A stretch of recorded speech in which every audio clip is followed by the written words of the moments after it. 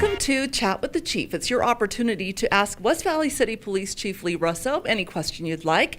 I'm Roxanne Vainuku, Public Information Officer for the West Valley City Police Department, and we've been getting a lot of questions, Chief, about kind of what we'll call nuisance vehicles. So people have said, I have loud vehicles in my neighborhood, I have vehicles that are not registered, I have vehicles that have been sitting for a long time, even neighbors who park all the time in front of my house.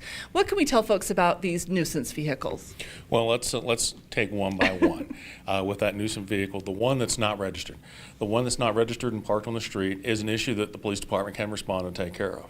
The issue with the vehicle that is unregistered and in disrepair that's on the property is another one that we would utilize our code enforcement personnel to address.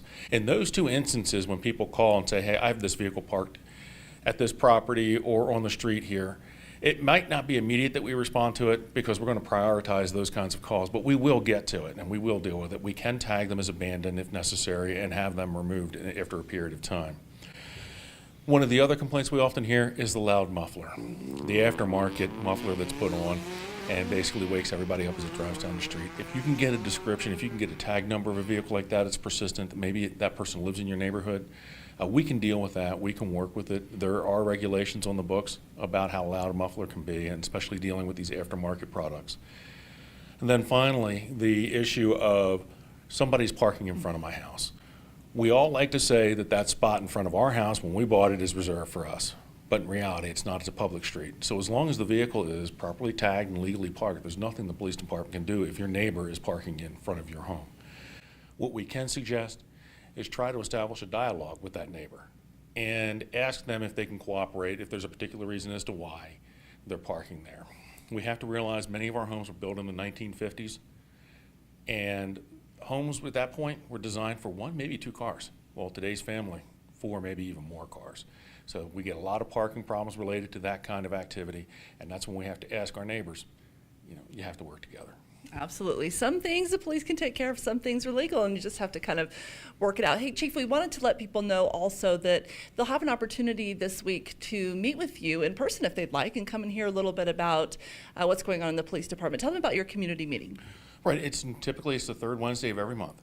And generally what we do is we will talk about the crime going on in the community, what's happening, when it's happening, and what citizens can do to help protect themselves and their property from it. We'll talk about also accountability of the police department.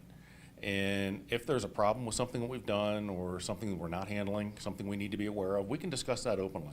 I've had some complaints that I've received about the way we've addressed something or someone. And we've talked openly with citizens about that. It's a goal to be transparent and let the community understand that we are listening. Specifically, I am listening. And we're going to take accountability for our actions and be accountable to a community for solving their problems.